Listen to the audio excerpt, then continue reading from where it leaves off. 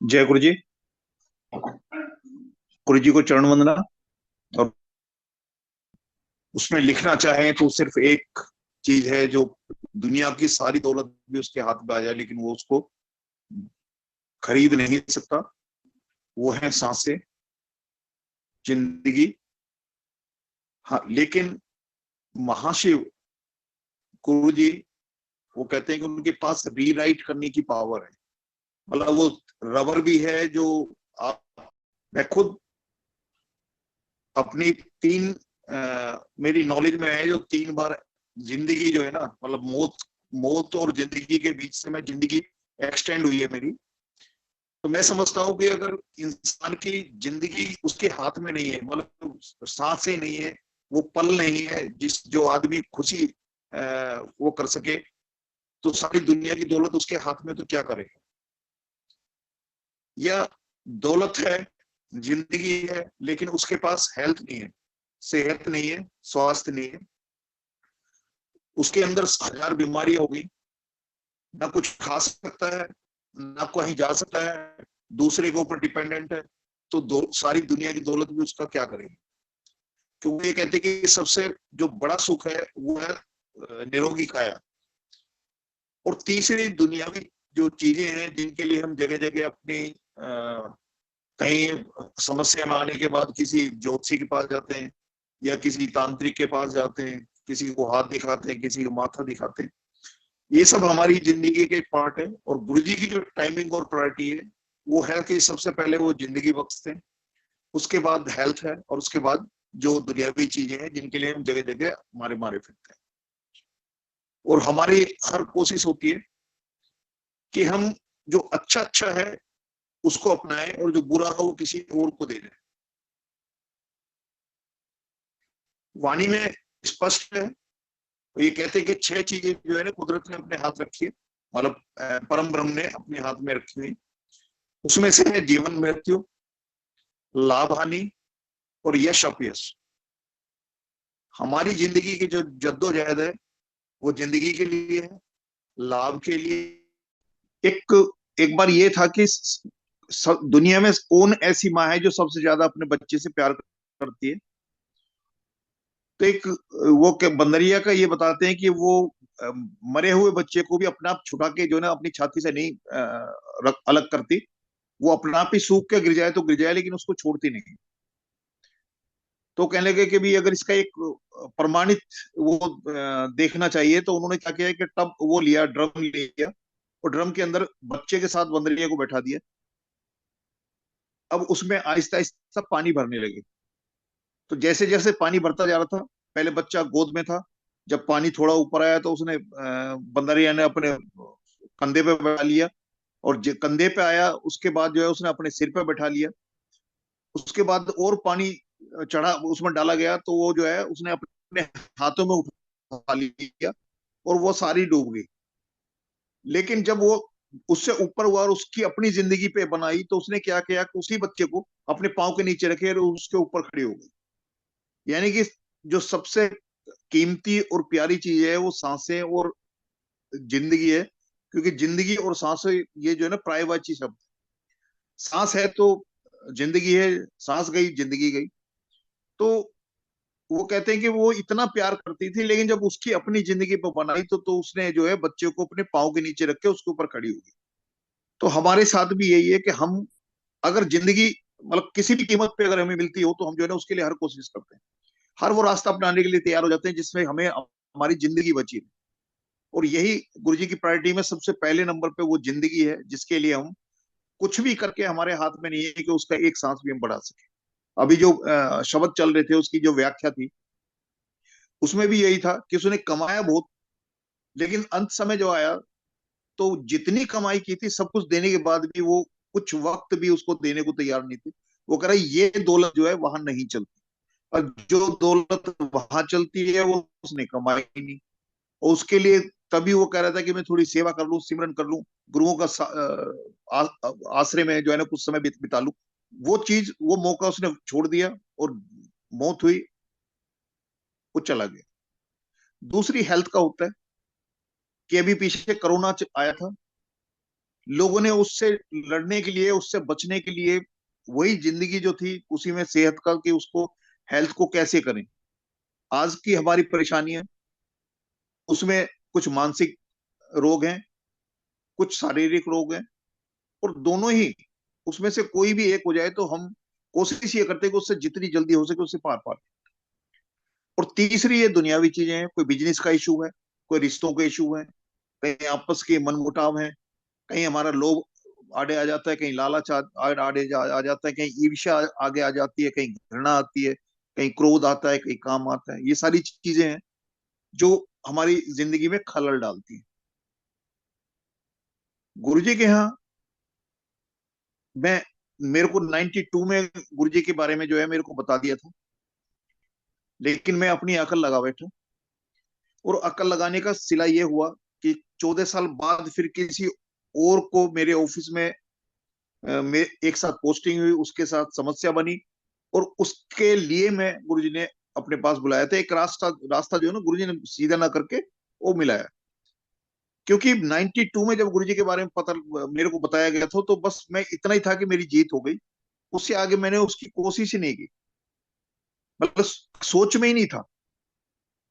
होता ही यही है कि हम, मतलब कोई हमारी थोड़ी सी बड़ाई कर दे तो हम फूल के कुप्पा हो जाते हैं। एक प्रसंग है कि एक मूर्तिकार था, और बहुत संजीव मूर्तियां बनाया करता था वो, पत्थर की। और उसके रंग रोगन करके बिल्कुल उसको कोई पहचान नहीं सकता था कि ये मूर्ति है, ये संजीव कोई इंसान पे खड़ा है। उसके अपनी मौत का समय पता लग गया, तो उसने क्या किया कि अपने जैसी जो है ना 10 मूर्तियां बना दी, सेम सबको ड्रेस पहना दी, और उनके बीच में जब वक्त आया तो उससे पहले वो उस पे के बीच में जाके खड़ा हो गया। उसने, जब वो यमदूत आए, यमदूत ने देखा कि ऊपर से आदेश हुआ था एक को लाने के लिए, और यहाँ तो 11 खड़े हुए। तो वो हर एक को उन्होंने देखा, बड़े गौर से देखा, आगे पीछे देखा, सब कुछ देखा, लेकिन किसी में भी कोई भी कमी नहीं लगी, और सब एक एक रूप थे।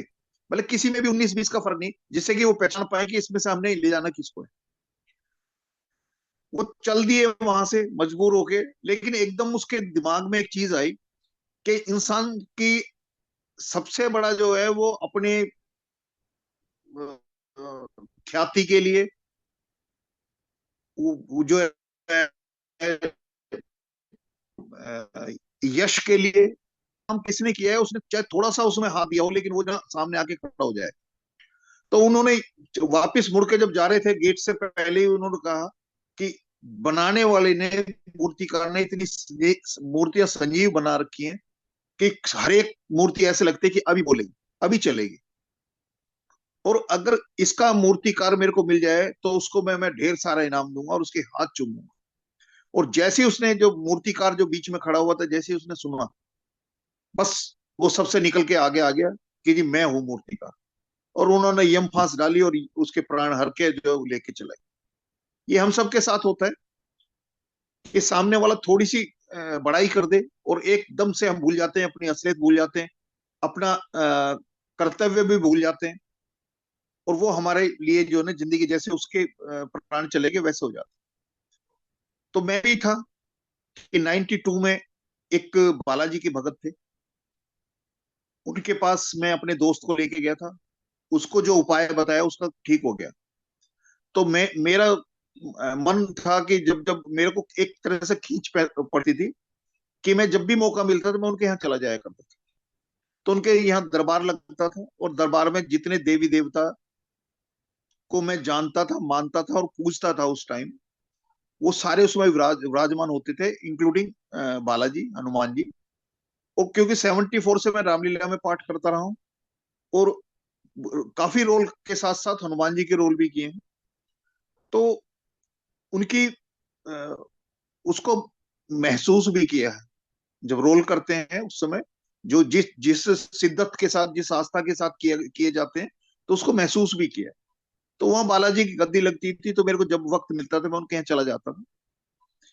एक दिन ऐसी ही चाय पी रहे थे, तो मैंने उन अंकल से बोला, मैंने कि अंकल, आप ये कहते हो कि जब गद्दी पे बैठते हो तो जो बातचीत होती है, वार्तालाप होती है, वो जो समस्या लेके आया अपनी, वो समस्या और बालाजी के बीच में होती है, आपका रोल नहीं है। उन्होंने कहा हाँ जी। मैंने कहा लेकिन अभी एक दिन में 10 लोग आए, उन्होंने बालाजी को अपनी समस्या बताई, बालाजी ने उसका उपाय बताया, 7 लोगों का ठीक हो गया, लेकिन 3 लोग अभी भी समस्या से जूझ रहे हैं। तो मैं समझता हूं कि बालाजी से बड़ी भी कोई शक्ति है, जो 3 के बारे में बालाजी फेल हुए।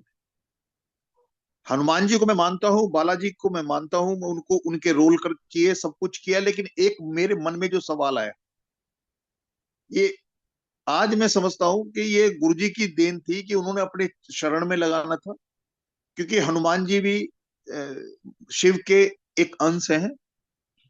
तो किसी न किसी तरह से हम, जितनी भी संगत है, हमारे पिछले कोई कर्म या इस जन्म के कुछ ऐसे काम, ऐसी पूजा भक्ति, कुछ ऐसा गुरु जी को भा गया, उनको पसंद आ गया कि उन्होंने अपनी शरण में लगा लिया। क्योंकि प्रत्यक्ष रूप में हम में से किसी ने भी कोई ऐसा उपाय नहीं किया, ऐसी कोई विधि विधान से कोई पूजा पाठ नहीं किया गुरु जी के लिए कि उनको पाने के लिए हम कुछ करें। कोई व्रत किया हो, कुछ उपवास किया हो, कुछ हवन किया हो, कुछ भी ऐसा नहीं किया। और गुरु जी अपनी संगत को चुन रहे हैं। अब उनको क्या भाया ये तो गुरु जी जानते हैं, क्योंकि हम उसको एनालाइज कर नहीं सकते, कि हमें पता ही नहीं है कि हमारे कौन से कर्म है जो गुरु जी को अच्छे लगे, जिससे उन्होंने अपनी शरण में ले लिया, अपनी शरण में बुला लिया हमारा कल्याण करने के लिए।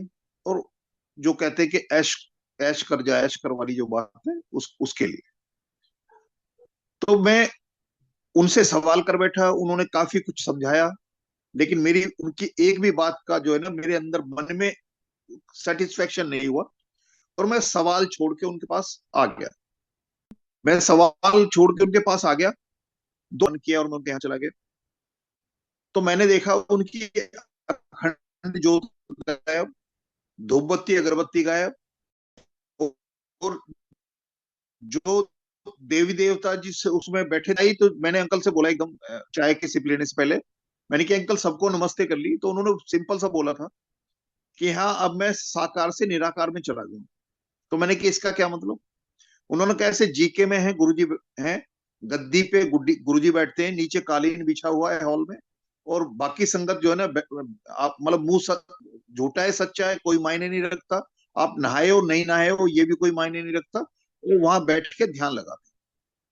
उस समय उन्होंने ये नहीं था कि वहां शब्द वाणी चलती है या कोई भजन कीर्तन होता है, कुछ नहीं। उन्होंने कहा कि बिल्कुल बैठ के और ध्यान लगाते। फिर उन्होंने अगली जो चीज बताई, कि उस दिन जो सवाल जवाब हो रहे थे कि 3 के बारे में क्यों फेल हुए, उन्होंने कहा कि जितने भी अवतार इस धरती पे आए हैं, उनके आने के 2 उद्देश्य हैं। या तो किसी का वरदान सिद्ध करने आए, या किसी का श्राप को पूरा करने आए।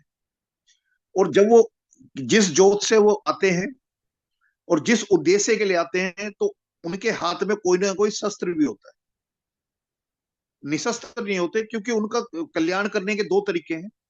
भक्त का उद्धार करते हैं भक्ति भाव में जो है, और जो बैर भाव रखता है उसका संहार करते हैं, कल्याण करते हैं, लेकिन वो तरीके 2 हैं।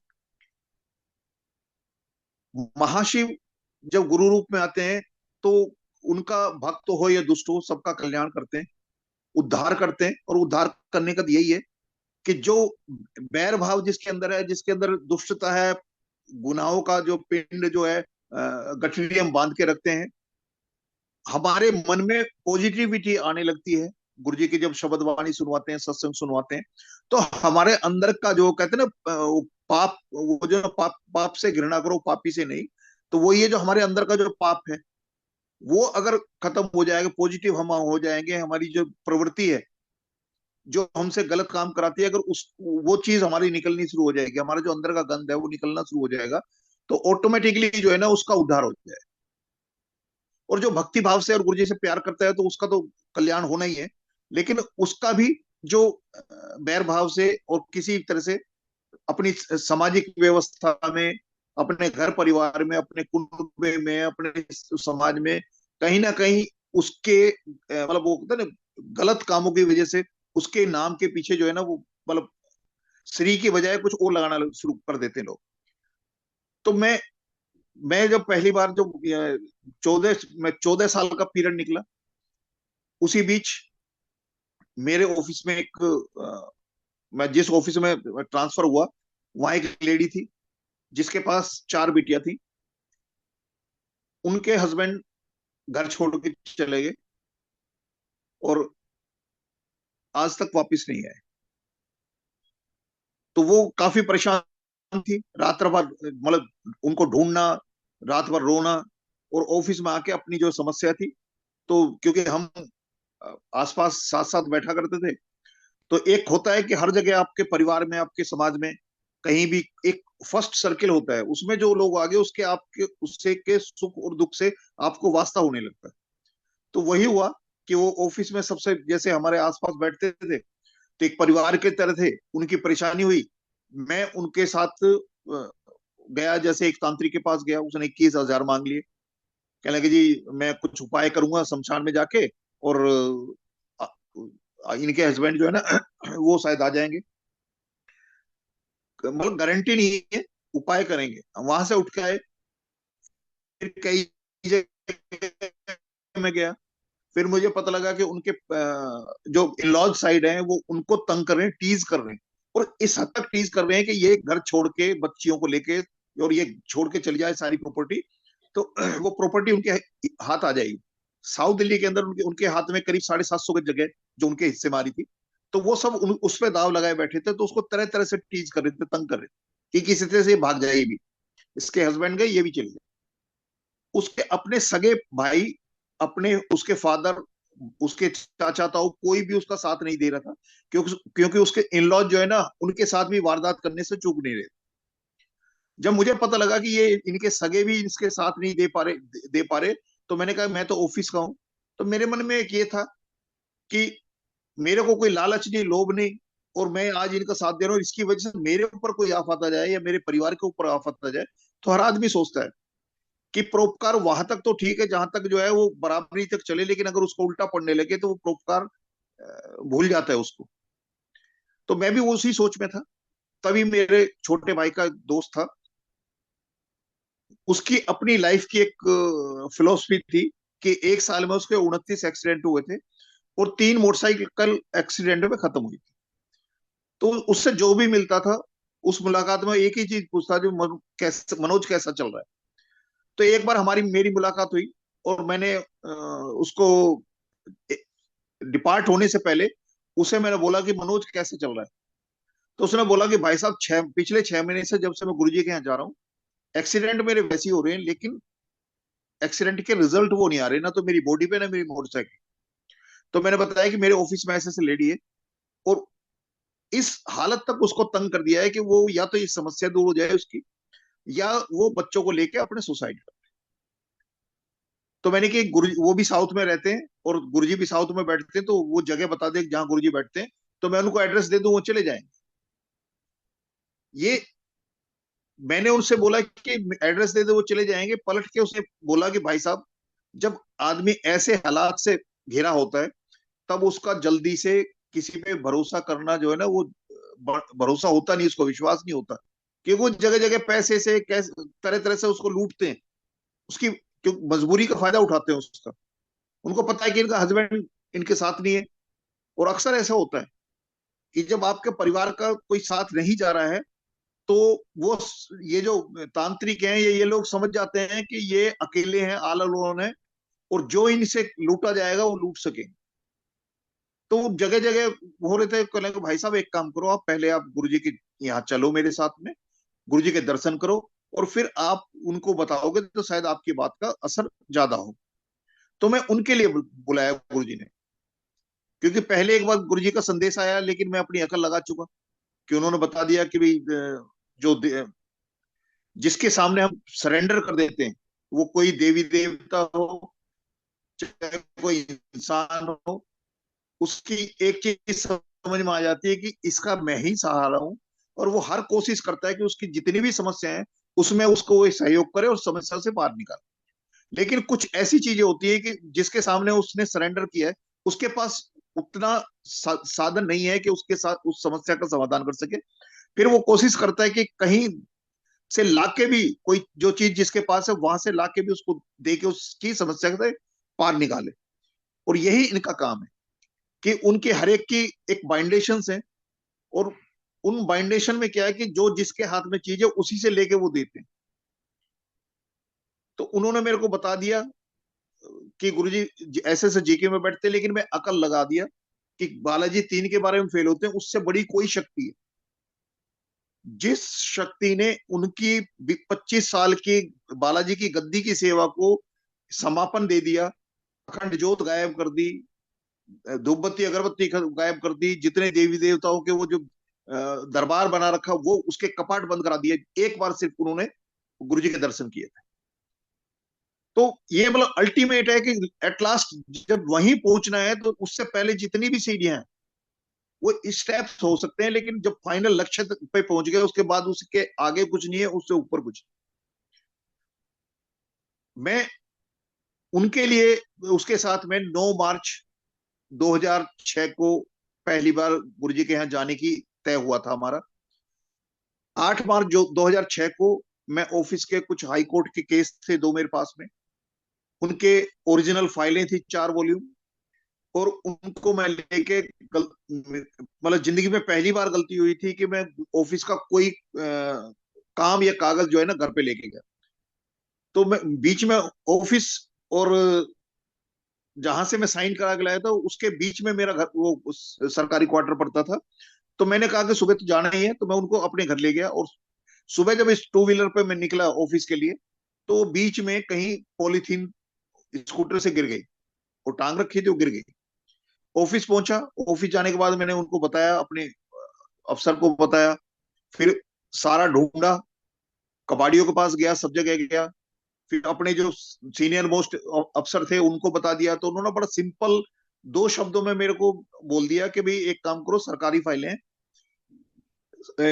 थाने में रिपोर्ट लिखा दो और ढूंढ लो। पर कुछ कुछ फालतू नहीं बोला, ये 2 शब्द करके मेरे को छोड़ दिया। 3 बजे के करीब जब वो कुछ साइन करा के मैं लेके आ रहा था तो मनोज का फोन आता है, कह रहा भाई साहब कहाँ मिल रहे हो। तो मैं फाइलें गुम होने की वजह से भूल चुका था कि आज मेरे को गुरुजी किसी गुरुजी के यहाँ जाना है, क्योंकि तब तक तो मैं जानता ही नहीं था, ना मानता था ना जानता था। उसके साथ जाना था, और वो भी अपने लिए नहीं जाना था, उनके लिए जाना था जो मेरे ऑफिस में लेडी थी। मैंने मनोज को उसको बोला मैंने कि भाई आज मेरे हाथ से ऐसे ऐसे फाइलें गुम हो गई हैं, और जब तक इनसे मेरा पीछा नहीं छूट जाता तब तक मैं कहीं जाने के बारे में नहीं सोच सकता। ये पहले वो शब्द थे जो गुरुजी ने पकड़े कि आज इनसे जब तक पीछा नहीं छूट जाता तब तक मैं कहीं जाने के बारे में नहीं सोच सकता। मनोज ने बड़ा कैजुअली बोल दिया कि भाई साहब जब वो फाइल आपको मिल जाए ना तो मेरे को मिस कॉल मार देना, तो मैं बता दूंगा कि हम इकट्ठे होके गुरु जी के यहाँ कहाँ मतलब कहाँ से इकट्ठे होके जाएंगे। अब मैंने उसको कोई जवाब नहीं दिया, मुझे समझ में आ गया कि उसको फाइल एक होने का कोई उसकी ग्रेविटी का नहीं पता कि उसका उसके बाद कॉन्सिक्वेंस क्या हो सकते हैं। मैं साइन करा के जब ला रहा था, मोटरसाइकिल राइडर सरकारी मोटरसाइकिल थी हमारे पास, तो जो मोटरसाइकिल चला रहे थे उसके पास एक फोन कॉल आती है। वो फोन पे कहता है जी आपकी एक डायरी मिली है। तो मैंने उससे पूछा भाई कौन है, किसका फोन है। तो उसने कहा जी कोई कह रहा है आपकी डायरी मिली है। मैंने कहा डायरी मिली है तो फाइलें भी उसके साथ होंगी। तो मैंने उसको रोक के 2 बार फोन कराया, वो ठीक से उसने रेस्पॉन्स नहीं किया। तो तीसरी बार मैंने उसको बोला कि ये बोल के पुलिस की फाइलें। तो जैसे पुलिस शब्द सुना तो सामने वाले की समझ में शायद आ गया कि सही जगह मैं फोन कर रहा हूँ। तो उसने बोला जी ठीक है सेक्टर 6 की एसटीडी बूथ पे आ जाओ। हम ऑफिस जाने के बजाय सीधे एसटीडी सेक्टर आरकेपुरम सेक्टर 6 के एसटीडी बूथ पे पहले पे जहां खड़े हुए, जैसे हमारी मोटरसाइकिल खड़ी हुई ऐसे ही जो है ना उसने वो फाइलों का पुलिंदा उठाया और अपने काउंटर पे रख दिया। हम पहुंचे उसके पास में, फाइलें के कहीं चेक कर लो, मगर ये चेक करनी होती तो मिलती नहीं। और उस समस्या के साथ में मैंने मदर को भेजा था एक बालाजी के भगत के यहाँ। उन्होंने यही बताया था कि जिस घड़ी में वो फाइलें गुम हुई है मिलने के चांस बहुत कम है। तो वो फाइलें मिली, मैं जब ऑफिस गया तो तब पता लगा कि मेरे खिलाफ इंक्वायरी के ऑर्डर हो चुके हैं। और इसके पीछे सबसे बड़ा एक वो था कि जब से मनोज गुरुजी के यहाँ जाना शुरू किया था तब से मेरी लाइफ में चल रहा था कि 2 चपाती सुबह 2 चपाती शाम, उससे ज्यादा एक टुकड़ा भी नहीं खाया जाता। दूसरा था ऑफिस पहले 8:30 बजे शाम को जो है ना नॉर्मली निकलना होता था ऑफिस से, और ट्रांसफर होने के बाद में ऐसी जगह आ गया कि 6 बजे के बाद 1 मिनट कोई रुकने ना दे, और 6 बजे रुकने के निकलने के बाद में 6:30 बजे तक मैं घर, 6:30 पौने 7 तक घर पहुंच जाता। और जबकि पहले 9:30 पौने 10 पहुंचता था, तो मैं जल्दी पहुंचने लगा। ना फोन टेलीफोन चला सकते, वो टीवी देखना बंद, ना किस टेलीफोन से बातचीत, ना आंटी के पास टाइम, बच्चे पढ़ रहे हैं, 2 कमरों का मकान सरकारी। तो वो मैं तो कहने लगा, मैंने कि ये तो जल्दी आने का कोई फायदा नहीं, तुम सारे डिस्टर्ब होते हो। तो मैं ऐसा करता हूँ कि ऑफिस से जल्दी छूट जाता हूँ तो कोई ढंग की जगह ढूंढ लेता हूँ, और 2-2.5 घंटे वहां बिताऊं, और जैसे पहले आता था एज यूजुअल वैसे ही आऊं, और खाना खाऊं, सो जाऊं, ना तुम्हें दिक्कत ना मुझे दिक्कत।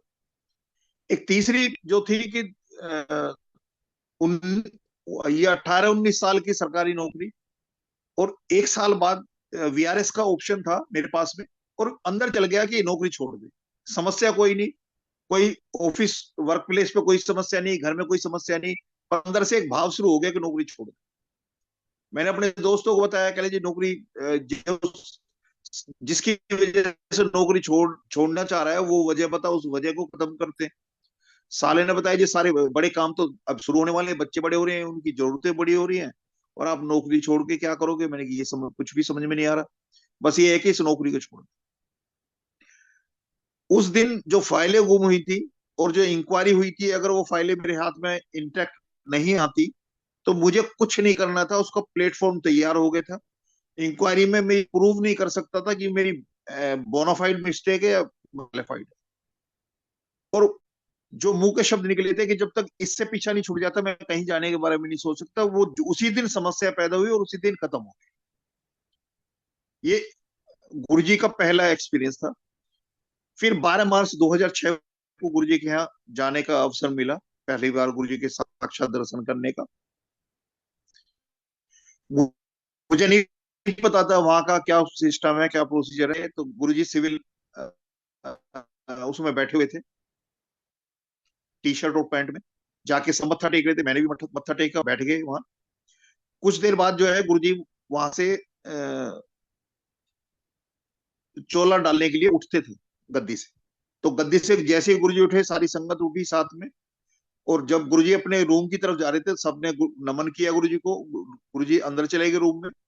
फिर सारे बैठ गए, थोड़ी देर बाद फिर गुरुजी जब चोले में आए तो फिर सारी संगत उठी, और जब तक गुरुजी गद्दी पे नहीं पहुंच गए तब तक और बैठ गए, तब तक सारी संगत खड़ी थी, उसके बाद बैठ। लेकिन जो चेंज देखा कि पहले जो गुरुजी का जो था सिविल उसमें, और जैसे ही चोला डाल के आए तो उसमें जमीन आसमान का फर्क हो गया। और होना ये शुरू हो गया, जब भी जाते थे चोले में, जब गुरुजी बैठते थे तो इतना उनका तेज होता था, ओरा होता था कि दिल तो ये करता था कि ऐसी जगह बैठे हैं कि हम मेरे और गुरुजी के बीच में कोई रुकावट ही ना हो, मतलब कोई संगत ना आए, कोई चीज ना आए, कोई थमला ना आए, कुछ नहीं, बिल्कुल सामने दर्शन होते रहे। नजर उठती थी उनके चेहरे पे, लेकिन इतना तेज था कि नजर जो है ना वो अपने आप ही झुक जाती थी।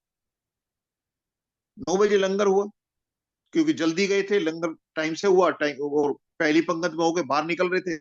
तो इतने में एक अंकल जो सेवादार थे, संगत सेवादार थे, वो गुरुजी के स्वरूप बांट रहे थे, क्लिप वाले, जो कमीज की जो है जेब के ऊपर लग जाता है या बीच में सेंटर में लगा लेते हैं।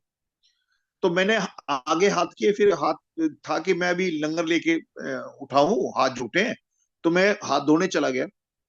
तो हैंड वॉश किया, जल प्रसाद लिया, फिर हैंड वॉश किया, वापिस आया। तो मुझे अगले प्रोसेस का नहीं पता था कि जब तक गुरुजी आज्ञा नहीं देते कोई गुरुजी के दरबार से अपने घर की तरफ नहीं मुड़ता है। तो एक साइड में मैं खड़ा हुआ था, मनोज भी साइड में खड़ा हुआ था, हमारे आसपास कोई नहीं था। तो मैंने मनोज को बोला, मैंने कि मनोज, ये मैं तो जो ना हाथ धोने के और पानी पीने की लाइन में चला गया, और ये तो गुरुजी के फोटो बांट रहे, वो तो चले गए। तो मनोज ने मेरे को बोला कि भाई साहब आप पहली बार आए हो और पहली बार गुरुजी के स्वरूप मांग रहे हो।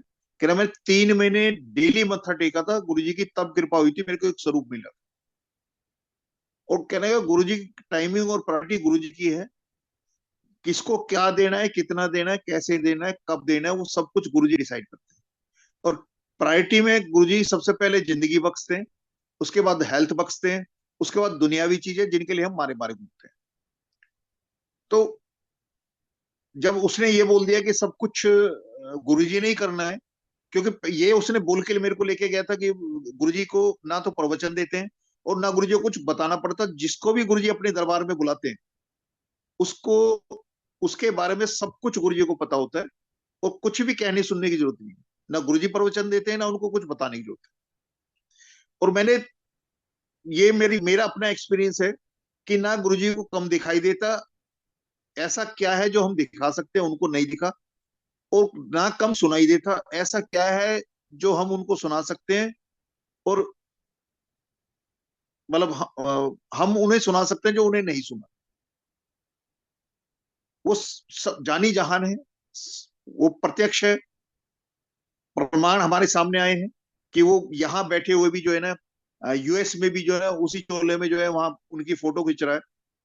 तो ये प्रमाण भी आए। जब नए नए हम थे तो एक यूएस की संगत थी जिन्होंने गुरुजी को इनविटेशन भेजा था।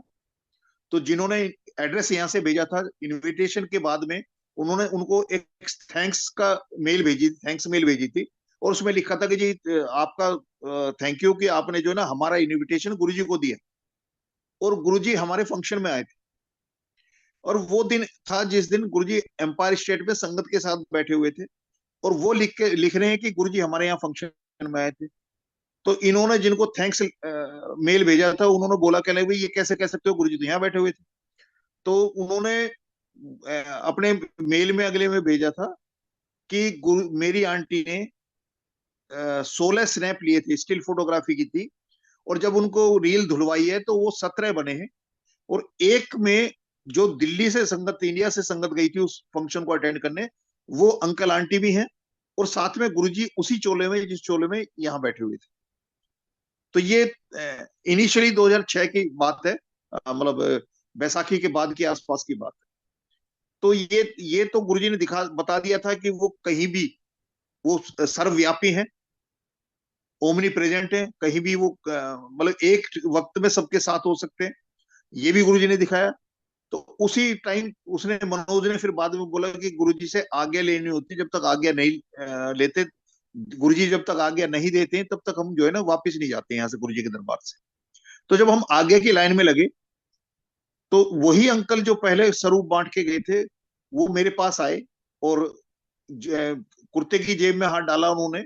हल्के नीले रंग का था उस दिन उनका कुर्ता, और बाहर हाथ निकला उनका तो दो स्वरूप थे, एक मेरे को हाथ में दिया और एक पीछे किसी को देकर वो अंदर चले। मतलब गुरुजी ने डे वन पे ये बता दिया है कि टाइमिंग, प्रायोरिटी, कब किसको क्या कितना कैसे कहाँ देना है वो सब कुछ गुरुजी डिसाइड करते हैं। और वो दिन है और आज का दिन है। कभी दिमाग में ये चीज आई नहीं कि कोई चीज ऐसी सोच में आई हो कि कोई जरूरत जिसके लिए गुरुजी को इशारा भी करना पड़ा, मन में एक क्षण का भी आया हो कि जी गुरुजी ये है इसको देख लेना, ऐसा कभी मौका ही नहीं दिया गुरुजी ने। तो दूसरा हफ्ता था करीब।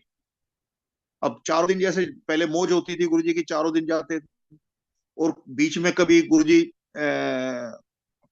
दिन भी बांध दिया करते थे, किसी को वंस ए वीक कर दिया करते थे, किसी फोर्टनाइट में एक बार आने के लिए बोल देते थे, किसी को मंथ में बोलते थे, किसी को साल में बोलते थे। तो ऐसे भी संगत थे जिनको बोलते थे कि अब आना ही नहीं है तुम्हें, तो ऐसे भी होता था। तो मैं दूसरा हफ्ते में बैठा हुआ मैं, गुरुजी अंदर चोला डालने गए थे, इतने में संगत सेवादार आए और उन्होंने बोला कि जी पुरानी संगत ऊपर जाके बैठे और नई संगत को गुरुजी के सामने बैठने का मौका दे। तो क्योंकि मैं तो ये दुनियावी ये दिन गिन रहा था कि 12 मार्च 2006 को मैं गया हूँ, चार चार दिन उसके हो गए, उसके बाद ये मंगल बुध निकलने के बाद पांचवा दिन और छठा दिन, इस तरह से मैं गिन रहा था।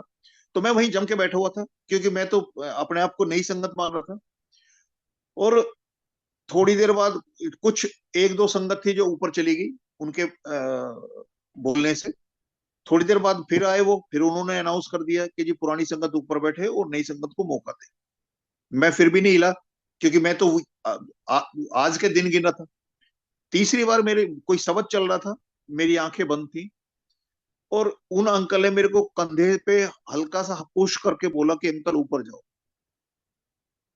अब सेवादार है, सेवादार का हुक्म ये मान के चलते हैं कि जो गुरुजी ने उनको आदेश दिया वही हमें आदेश दे रहे हैं। तो लिहाजा उनसे कोई आर्गुमेंट की कोई जरूरत ही नहीं है। जैसा उस सेवादार कहेंगे, क्योंकि वो हमारी सुविधा के लिए बोलते हैं। कभी भी सेवादार अपनी सुविधा के बारे में नहीं, संगत की सुविधा के बारे में कि कैसे संगत को सुविधा हो। तो जो उनका आदेश, मैं चुपचाप ऊपर चला गया। तो हमारे साथ गुड़गांव के एक संगत थे, वो भी ऊपर गए।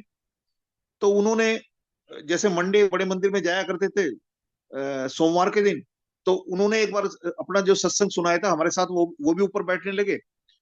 तो उन्होंने बताया कि ऊपर बैठे, हमने गुरुजी से बोला कि गुरुजी आप नीचे बैठते हो, गद्दी आपकी नीचे है, और हमें ऊपर भेज दिया आपने, हम आपके दर्शन करने आते हैं, अब तो दर्शन तो आपके होंगे नहीं। तो उन्होंने बताया कि आंख बंद थी बीच में, और जैसे बीच में आंख खुली, जैसे शब्द चेंज होता है, कुछ हो जाए कोई, या कोई ध्यान थोड़ा सा उचटता है, तो कह रहे मेरी आंख खुली, तो मैंने देखा कि मेरे और मेरे सामने जो संगत बैठी है, हमारे बीच में जो है ना, दोनों के बीच में गुरुजी बैठे हैं साक्षात।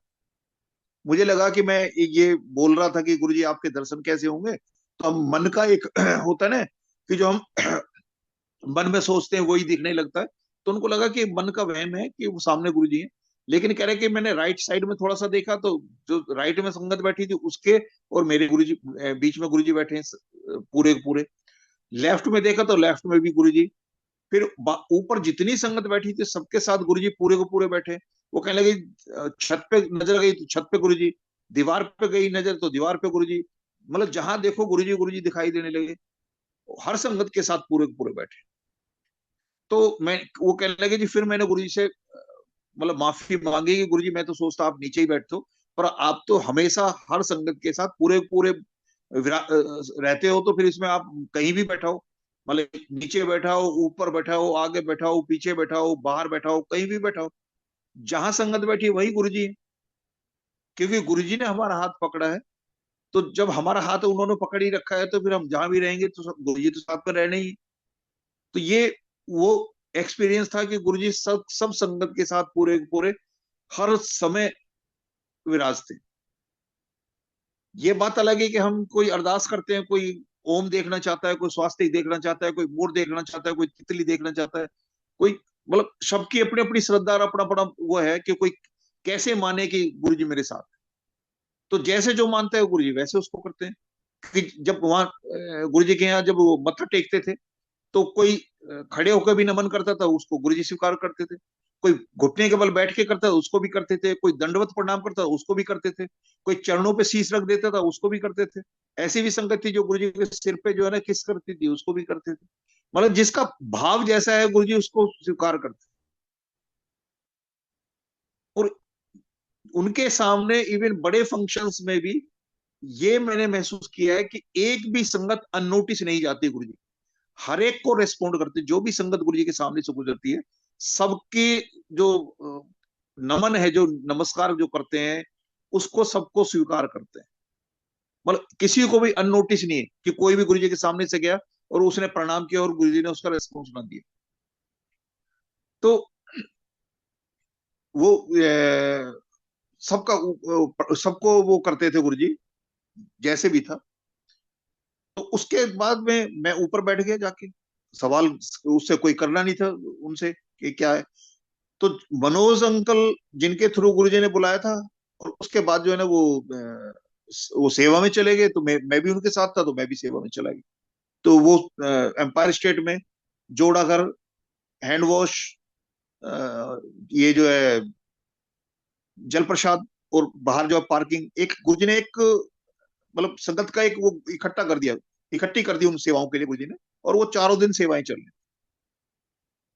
तो होता यही था कि जब दरबार खुलेगा, मत्था टेके, पहले जाके मतलब सेवा का जो प्लेटफॉर्म था उसको तैयार करो। दरबार खुला, अंदर गए, गुरुजी गद्दी पे बैठे हैं नहीं बैठे हैं, मतलब विराजमान है या नहीं, कोई फर्क नहीं पड़ता। मत्था टेका और बाहर चले गए अपनी सेवा में। और बाहर बाहर सेवा में चले गए, और उसके बाद जो है रात को जब सेवा ओवर करने के बाद लंगर करके और उस सेवा का समापन करके आगे लेके चले जाते। वो एक रूटीन था। उसी दौरान में 13 अप्रैल की जो बैसाखी थी, तो क्योंकि यहाँ सेवा में जुड़े, फिर बड़े मंदिर में भी जो है ना, बड़े मंदिर में भी जाके सेवा करने का मौका मिला। और पेड़ों की और गमलों की जो रंगाई की जो पेंट पेंट करने की जो थी वो सेवा मिली। और जितने हम लोग थे सेवा में गए थे, किसी सबका फर्स्ट एक्सपीरियंस था। मैं और मनोज अंकल जो है, हम एक दिन पहले शाम को वो व्हाइट वॉश करने के लिए सफेदी खरीद के उसको एक प्लास्टिक के उसमें भिगोया है। अब प्लास्टिक में भिगोया है, उसमें पानी डाला है। सुबह हम गए, सबसे पहले पहुंचे तो देखा कि वो प्लास्टिक का वो जल गया और सारी जो सफेदी है वो नीचे बह गई। अब हमें पता था कि संगत जो है ना सेवा के लिए आ रही है और यहाँ जो मटेरियल है वो बेकार हो गया, खत्म हो गया। फिर हम भागे और भाग के जो है ना वो लेके आए रेडीमेड जो है ना वो तो गीली गीली आजकल चल रही है, उस टाइम शुरू हो गई थी 2006 में। और गीली सफेदी लेके आए और हम उसको फटाफट ले जाके उसको घोल के और अपनी सेवा शुरू कर दी। सेवा तो शुरू कर दी, लेकिन जैसे ही उसको पेंट कर रहे हैं पेड़ों को और उसको कर रहे हैं लाल लाल वाला जो था, अपने आप ही आ रहा है कि इसका ग्रेस नहीं आ रहा, मतलब कलर खिल के नहीं आ रहा। पेड़ों की सेवा हुई, गमलों की सेवा हुई, सब सब सब सबको महसूस हो रहा है ठीक नहीं हो रहा। और उधर से गुरुजी ने बड़े माली अंकल को बोल दिया कि वो जो पेड़ कीते हो चंगे नहीं कीते, संगत से बोलो दोबारा करेंगे। हमने वो दोबारा किए, फिर भी हमारी समझ में नहीं आ रहा था कलर, मतलब उभर के नहीं आ रहा था। और फिर गुरुजी का आदेश आ गया कि जो जो कलर किया है वो ठीक नहीं किया, दोबारा से करें। मतलब पंजाबी में उन्होंने बोला था, जो हमें मैसेज मिला। फिर दोबारा हमने किया। तीसरी बार जब हम करने लगे तो तब हमें खुद लगने लगा कि हाँ अब थोड़ा थोड़ा मतलब ठीक लग रहा है। तो जिस दिन वो पेड़ों की सेवा और गमलों की सेवा पूरी हुई, तो हमने 11 नंबर, एक फार्म हाउस है जो मंदिर का हिस्सा था, वहां भी हमने पेड़ों की सेवा की।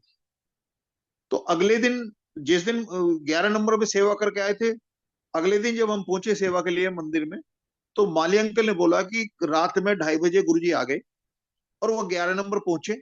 और 11 नंबर गेट के ऊपर जो है, मेन गेट जो है एंट्रेंस पर, वहीं गाड़ी रुकवा के, और गाड़ी की हेडलैम्प जली हुई थी, और वहीं खड़े होकर गुरुजी ने माली अंकल से पूछा कि इधर भी वो पेड़ किए थे। उन्होंने कहा हाँ जी, संगत ने यहाँ के भी पेड़ किए हैं। फिर गुरुजी ने बोला कि फिर ये पेड़ छोड़ क्यों दिए? तो जो हम उनको बता के आए थे माली अंकल को कि कुछ 3-4 पेड़ है जो अंधेरे की वजह से जो है ना वो अंदर बिल्कुल इंटीरियर साइड है, और अंधेरे होने की वजह से वो नहीं करके आए। तो माली अंकल ने गुरुजी को बोला कि जी हाँ, संगत बोल रही थी कि 2-3 पेड़ जो है ना अंदर की तरफ रह गए।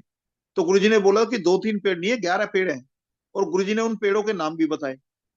तो अगले दिन जब जब माली अंकल ने हमें बताया कि गुरुजी ने बोला कि 11 पेड़ हैं, अब जो हमें शाम के धुंधलके में वो पेड़ नहीं दिखाई दिए, और गुरुजी ने रात के 2:30 बजे, क्योंकि जो हेडलैम्प है गाड़ी की, मेन एंट्रेंस गेट से वहां तक नहीं जा सकते किसी भी तरह से, इतनी रेंज नहीं होती उसकी जितना उसकी गहराई है उस फार्म हाउस की। गुरुजी वहीं खड़े होकर देख रहे हैं, और वहीं से बता दिया 11 पेड़। और जो जो पेड़ बताए थे, अगले दिन मैं माली अंकल के साथ गया, और बड़ा मतलब कॉन्फिडेंटली मैं गया, मैंने कि नहीं अंकल, 1-2 पेड़ होंगे।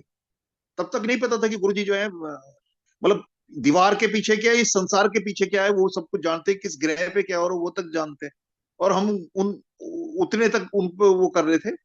तो मैं गया माली अंकल के साथ में, आगे आगे गया, नहीं अंकल 2-3 पेड़ थे वो अंदर, वो ये वाला 1-2 थे। लेकिन जब हम गए और वहां पेड़ देखने शुरू किए, तो वो 11 पेड़ थे, और वही पेड़ थे जो गुरुजी ने बताए थे। तो जब पेड़ों की सेवा कर रहे थे, एक अंकल सेवा भी, वो भी सेवा में थे। वो सेवा करते करते एक पेड़ पे मैं आ गया, और वो भी उसी पेड़ पे आ गए। तो जब मेरे साथ आए तो उन्होंने मेरे से पूछा कि अंकल आप कब से गुरु जी के पास आ रहे हो? तो क्योंकि 12 मार्च 2006 को मैं आया था, और 13 अप्रैल 2006 की जो बैसाखी की बड़े फंक्शन की सेवा थी, उस सेवा में मैं शामिल था। तो मैंने उनको दिन गिन के बताए थे, आई थिंक 25 दिन में मैंने उनको बताए थे, दिन गिन के। तो उन्होंने मेरे को बोला कि अंकल आप बड़े लकी हो। अब मेरी समझ में नहीं आया कि लक्की कैसे हो गया मैं। तो उन्होंने उन्होंने कहा कि मैं 3 साल से गुरुजी के यहाँ आ रहा हूँ रेगुलर, और मेरे को पहली बार सेवा बख्शी है गुरुजी ने। और आप कह रहे हो कि 25वां दिन है आज, गुरुजी की सेवा, गुरुजी ने सेवा बख्श दी। तो अब ये तो है उस टाइम का जो पुरानी सेवा था ना, कि दूसरे हफ्ते में ही मेरे को ऊपर बैठा दिया था, जबकि कह रहे थे कि पुरानी संगत ऊपर जाए। वो जो 14 साल पहले गुरुजी ने अपने बारे में मेरे को बताया था, अगर उन 14 साल को भी मैं 2006 से पहले जो 14 साल बिताए थे, मैं नहीं आया अपनी अकल लगा के, लेकिन गुरुजी ने मेरे को तभी से अपने शरण में ले लिया। और मैं जब अपनी जिंदगी के पन्ने पलट के देखता हूँ, तो मैं समझता हूँ कि उसमें कुछ ऐसी घटनाएं हुई है मेरी जिंदगी की, जिसमें एक तो मतलब मौत के मुंह से ही मैं निकला। और मैं समझता हूँ कि तब गुरुजी की कृपा रही, जिस वजह से उस फेज से मैं निकल के जिंदा आज तक हूँ।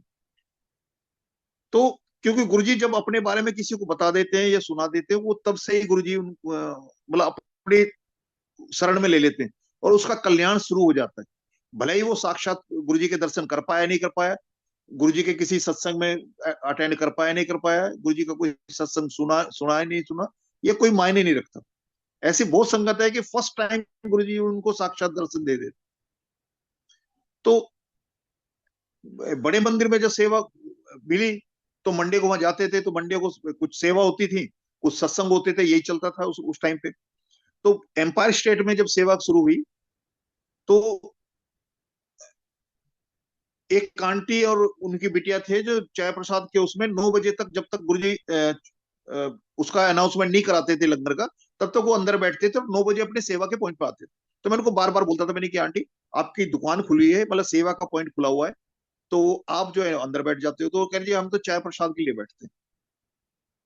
तो क्योंकि सेवा तो जैसे 7 बजे गुरुजी का दरबार खुलता था, उससे पहले ही सेवा शुरू हो जाती। जो संगत पहले आती थी, वेटिंग करती थी, किसी को हैंड वॉश करना होता था, जोड़े किसी को जोड़े देने होते थे, कोई लाइन में लगने के लिए किसी को जो है ना जल प्रसाद की जरूरत पड़ती, तो सेवा तो पहले ही शुरू हो जाती थी।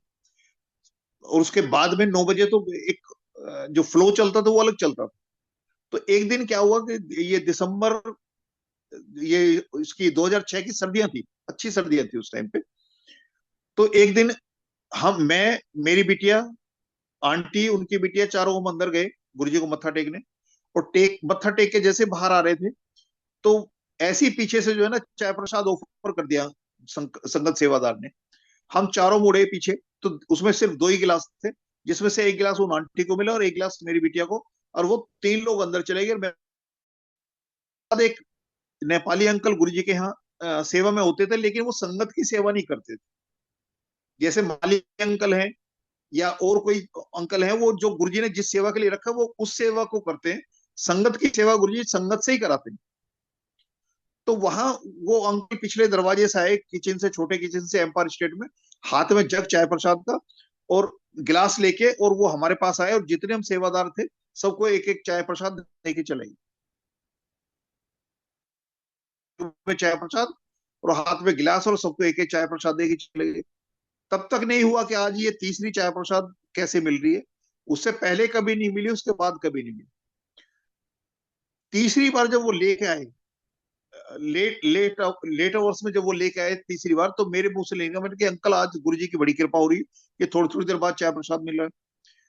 तो उन अंकल ने बोला कि गुरुजी ने मेरे को बुलाया था और ये बोला था कि आज सर्दी ज्यादा हो रही है, और बाहर जो संगत सेवा कर रही है उनको हर घंटे बाद एक एक चाय प्रसाद देके आ रहा है। मैंने उन आंटी को उस दिन बोला, मैंने कि आंटी, आप इसी चाय प्रसाद के लिए अंदर बैठते हो ना? तो गुरुजी ने ये बता दिया कि जब गुरुजी सेवा बख्शते हैं, तो सेवा वहीं खड़े होकर गुरुजी कराते हैं। तो अपना पॉइंट नहीं छोड़ना, जो उनको देना है वो आपको वही दे देंगे। ये जो आज चाय प्रसाद जो 3 बार और मिला है ना हमें, और वो चाय प्रसाद, मतलब उसका जब ये सत्संग भी सुनाया जाता है ना, तो अंदर एक अलग से अनुभूति होती है, वो गुरुजी ही जानते हैं। क्योंकि मैं समझता हूँ कि उन अंकल की वो सेवा नहीं थी, ना उससे पहले कभी उनको देखा उस तरह की सेवा में, ना उसके बाद कभी। और आज इतने साल जब गुरुजी ने सत्संग अपने सुनवाए हैं, उसके बाद ये समझ में आने लगा कि वो नेपाली अंकल तो मेरे देखने में थे, लेकिन साक्षात वो गुरुजी थे, जिन्होंने हमें ब्लेस करने के लिए वो चाय प्रसाद लेके जो है ना 3 3 बार वो किया। उसी दौरान में जब हम वहां सेवा करते थे, तो एक आपस का होता है ना, जैसे एक परिवार बन जाता है, तो सेवाओं का भी होता है कि आपस में जो होता है। तो वैसे तो वहां कोई नाम काम काम कोई नहीं पूछता था, लेकिन आपस में कोई सत्संग की शेयरिंग जरूर हो जाती थी। सेवा खत्म हुई, सत्संग कोई करना है, या मंडे के दिन ही है उस दिन करते थे। तो एक मेरी बिटिया की उम्र की संगत थी, जो उन्होंने एक मोबाइल जो है कलर मोबाइल था, तो उन्होंने वीडियो बनाया था, जो शिव मूर्ति है इसकी ब्रासो की, बड़े मंदिर में जो लगी हुई है सामने, जो दरबार में गुरुजी ने लगवा रखी है, और जिसके पीछे पीछे जो है ना नानक देव जी का जो है स्वरूप लगा हुआ है, उसकी वीडियो बनाई थी। तो जब उन्होंने हमें दिखाया था एम्पायर स्टेट में, तो उसमें क्या था कि वीडियो के अंदर ऐसा था कि जैसे जो ब्रास की शिव मूर्ति है वो ब्रीद कर रहे हैं, चेस्ट अप डाउन, और उनकी जो माला पड़ी है उसमें वो भी हिल रहे हैं, और गले में जो नाग है उसमें भी मूवमेंट है। तो मेरा एक भाव थोड़ा बना कि काश मेरे पास भी ऐसा वो होता, कैमरा होता, तो मैं भी इसको देखता। क्योंकि हम सबकी एक वो है कि सत्संग सुनते हैं, फिर उसको अपने, कि गुरुजी मेरे को भी ऐसा करके दिखाओ कि जैसा ये संगत ने सत्संग सुना है, तो वैसा मेरे को भी दिखाओ। तो हम क्रॉस वेरीफाई जरूर करते हैं, मतलब प्रूव कर रहे हैं कि गुरुजी ये आपका ही काम है, आपने किया है ये काम। तो मेरे मन में भाव हो गया। उसी दौरान मेरा सबसे छोटा वाला भाई बेंगलोर से आया, और हम जब एक जगह मदर के पास बैठे हुए थे, तो उसने एक नोकिया का कलर, वैसे ही मोबाइल जैसे मैं चाह रहा था, मेरे अंदर जो भाव पैदा हुआ, तो उसने दिखाया कि भाई साहब ये मैं अभी लेके आया हूँ। तो मेरे मुंह से निकल गया कि मैं भी ऐसा लेने की सोच रहा। तो उसने बोला तो नहीं कि भाई भाई साहब आप ले लो, और मेरे मोबाइल से सिम निकाल ली और अपनी डाल ली, और अपने में मेरी सिम डालकर मेरे को दे दिया कि भाई साहब लो ये आप क्या लोगे, अभी तो मैं लेके आया हूँ, ये आप ले लो, मैं और ले लूंगा। अब वो कलर जिसमें वीडियो बन सकती है, फोटो खींच सकती है, वो मोबाइल मेरी जेब में आ गया। एक दिन हम बड़े मंदिर में सेवा कर रहे थे, करते करते ब्रास की जो शिव मूर्ति है उसको ब्रासों से करके और फिनिश कर रहे थे उसको, और करते करते एक भाव अंदर से आ गया कि मोबाइल था, तो मैंने मोबाइल निकाला, उसका वीडियो चलाया, और जैसे ही उस शिव मूर्ति को थ्रू कैमरा देखता हूँ, तो जो नजारा उनके फोन में देखा था वही नजारा मेरे को दिखाई देना शुरू हो गया, कि चेस्ट अप डाउन हो रही है, माला हिल रही है, और नाग में भी मूवमेंट है। आंख से हटाता हूँ उसको तो स्टिल, और लगाता हूँ तो वो। तो मैंने कोशिश की वीडियो का, लेकिन मेरे से नहीं बनी, मेरी हिम्मत नहीं हुई, पूरे रोंगटे खड़े हो गए। उसके बाद मैंने बड़ी कोशिश करे के बड़ी हिम्मत करके एक स्टिल फोटो लेने की कोशिश की, लेकिन वो फोटो तो आई, पर बाद में जब देखी तो ऐसा था कि जैसे शिव जी उसके सामने से भाग के निकल गए। ऐसे शिव जी की झाई सी थी, मतलब कोई स्टिल वाला कुछ नहीं था, जैसे बहुत तेजी से कोई निकल जाता है। तो मैं वहां से, मेरे रोंगटे खड़े हो गए। उसके बाद मैं वहां से हट गया। फिर नीचे एक बेसमेंट जहां गुरुजी की गाड़ी खड़ी होती थी, और नीचे से अप स्टेयर होके गुरुजी एक रूम से होके बड़े हॉल में आते थे, वहां एक शिव मूर्ति रखी थी छोटी विरास की। तो उसके बारे में सुना हुआ था कि कभी कोई संगत सेवा कर रही थी, और जिधर जिधर वो संगत सेवा करते हुए जा रही थी, इससे उस शिव मूर्ति की जो गर्दन है उस तरफ ही मुड़ रही थी, मतलब उनको वॉच कर रहे थे। और जैसे उस संगत की नजर पड़ी, तो वो स्थिर हो गई, और हल्की सी टिल्ट है उनकी गर्दन। तो मेरे के ऊपर मैं फेल हो गया था, तो वहां गया, तो मैंने वहां जो है ना फिर वो निकाला अपना, और वीडियो चलाया उसका, और जैसी नजरों के सामने उसको लिया कैमरे को, तो मैं देखता हूँ कि जो त्रिशूल की तीन नोक है उसकी जगह तीन जोत जल रही। आंख से हटाता हूँ तो त्रिशूल, और जैसे ही आंख के साथ लगाता हूँ तो तीन जोत। तो जितना झटका मेरे को ऊपर लगा था, उससे ज्यादा झटका वहां लगा, और मैं वहां उस रूम से निकल के एकदम आ गया। और बाद में मैंने जो संगत साथ में सेवा करते थे उनको मैंने बताया कि मेरे साथ ऐसा ऐसा हुआ, मैंने अपना एक्सपीरियंस शेयर किया। तो जेठर अंकल थे हमारे साथ में, वो सेवा करते थे, तो उन्होंने बोला कि अंकल आपका हाथ हिल गया होगा। उन्होंने मेरे से मोबाइल लिया, और मोबाइल लेके और पहले खड़े होके जो है ना उस शिव मूर्ति की जो बड़ी मूर्ति है उसकी उन्होंने रील बनाने की कोशिश की। तो जैसे उन्होंने देखा थ्रू कैमरा, तो वही नजारा उनको दिखाई देने लगा। उन्होंने फिर जो है कोहनी के नीचे हाथ लगा के कि हाथ ना हिले, उन्होंने फिर कोशिश की। फिर वो घुटने के बल बैठ गए और कोहनी को घुटने पे रख लिया। फिर वो बिल्कुल लेट गए, दंडवत हो गए, और कोहनी को फर्श पे रख लिया। जब वो खींच उसको क्लिक करने लगे, तो मैंने अंकल को बोला, मैंने कि गुरुजी का आदेश है, जो उन्होंने दिखाना था वो दिखा दिया, अब इसको बनाओ मत, मेरे से भी नहीं बने। वो मैंने ले लिया, बात आई गई होगी। लेकिन हम सेवा करते थे, जिस बिटिया की मोबाइल में वो नजारा दिखा था, जिसकी वजह से मेरे अंदर भाव पैदा हुआ था, वो उन्होंने बताया कि उनका उसका मोबाइल जो है ना करप्ट हो गया, और सॉफ्टवेयर अंदर सब वो हो गया, एकदम खत्म हो गया। तो मैकेनिक ने बताया कि जी अब ठीक नहीं हो सकता। तो मुझे लगा कि मैंने कि जो उनके मोबाइल का जो गुरुजी ने दिखाना था, जो कृपा उनके ऊपर बरसानी थी और जितनों को दिखाना था, वो काम खत्म हो गया और वो मोबाइल खत्म हो गया। तो मैं अपने मोबाइल को जो है ना बड़े संभाल के रखता था। एक दिन मैं अपने ऑफिस में एक स्टैंड के लिए बस पे लटका था, और उतर के कम से कम 200 कदम भी रहे होंगे, अपने ऑफिस रूम में गया, और जेब में जैसे ही हाथ डाला मेज पे मोबाइल रखने के लिए, तो मोबाइल गायब। मैंने अपने साथी से मोबाइल लेके जो है ना अपना रिंग किया नंबर, तो स्विच ऑफ। जबकि उस टाइम बहुत कम लोगों के पास जो है ना उस तरह का मोबाइल होता था। तो किसने ऑपरेट किया, कैसे किया, सब, लेकिन वो उसका जो पर्पज था वो खत्म हो गया।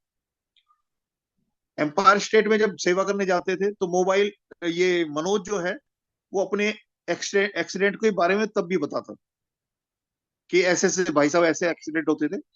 तो एक दिन उसने मेरे को बताया थर्सडे को कि भाई साहब संडे से जब हम अलग अलग हुए थे, तो एमजी रोड पे जो संगत बड़े मंदिर गई है, कुतुब मीनार मेट्रो स्टेशन से आगे जो लेफ्ट को मंदिर जाने का रास्ता है, वहां एक लाइट पड़ती है, टी पॉइंट पड़ता है। वो कह रहा भाई साहब लाइट से पहले मेरी मोटरसाइकिल गिर गई, और 20 मिनट तक चलती हुई मोटरसाइकिल के ऊपर मैं घूम रहा हूँ, और बाद में मेरे दोनों पांव जुड़ गए और किसी ने उठा के मेरे को फुटपाथ पे बैठा दिया। और उसमें एक्सीडेंट में जो उसके इम्पैक्ट था, वो उसने दिखाया मेरे को कि हाथ में राइट हैंड में उसके गेहूं के दाने के बराबर एक निशान था। उसका खुरंड भी हट चुका था, मतलब जो चोट लगी थी उसमें खुरंड भी जमा और वो हट चुका था। और उसकी पल्सर का पी वर्ड घिसा था सिर्फ।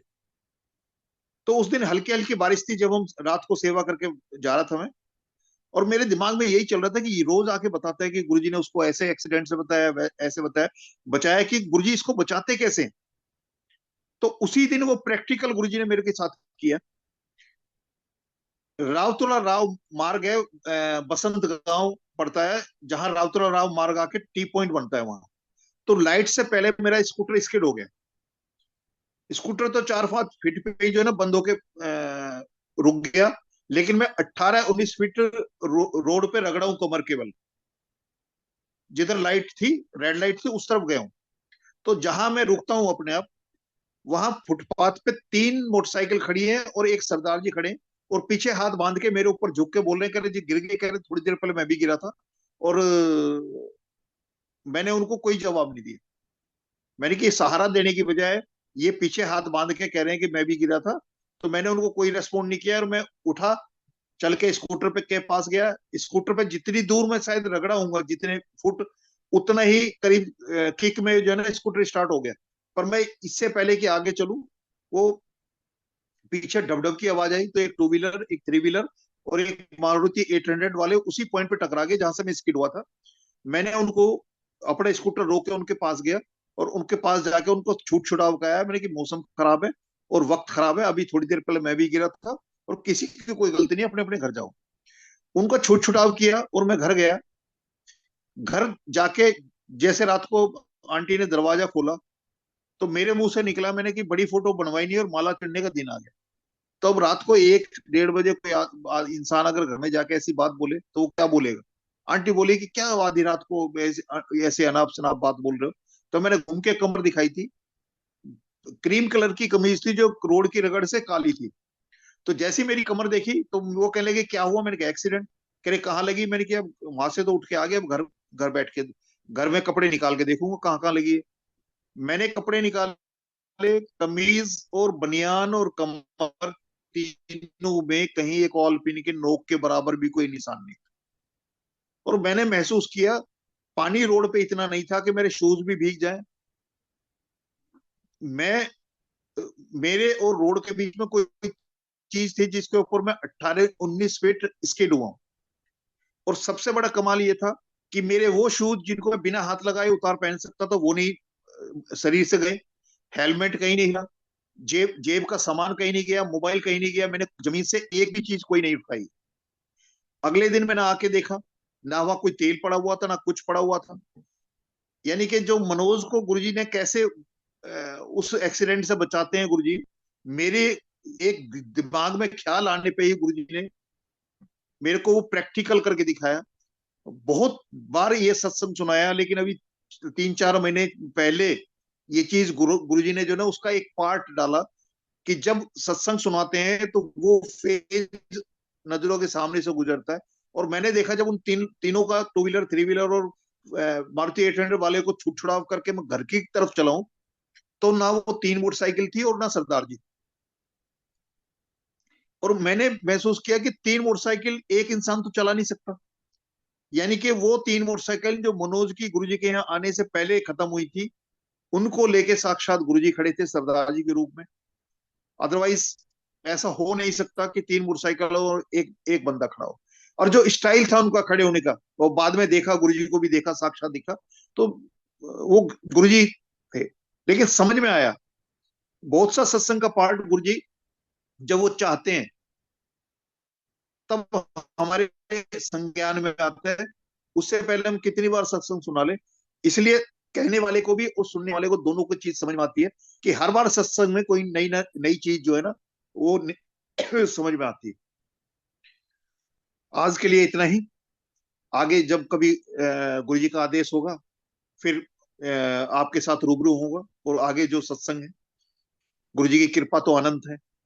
वो कहते हैं हरि अनंता, हरि कृपा अनंता। तो गुरु जी की कृपाएं तो हर संगत के साथ है। और बस अपना भाव बनाए रखिए, अपनी श्रद्धा को मजबूत रखिए, भरोसे पे कायम रखिए, और समर्पण के लिए किसी से नहीं पूछना। आपके मन में जब सवाल आने बंद हो जाएंगे तो ऑटोमेटिकली समझ जाना कि आपका समर्पण हो गया। क्योंकि अगर आपके अंदर कोई सवाल है तो इसका मतलब कहीं ना कहीं कोई खटक भी है, कोई शंका भी है। क्योंकि शंका ही सवाल पैदा करती है। और शंका अगर आपकी खत्म होगी तो भरोसा भी पूरा हो गया और समर्पण भी पूरा हो गया। जय गुरु जी।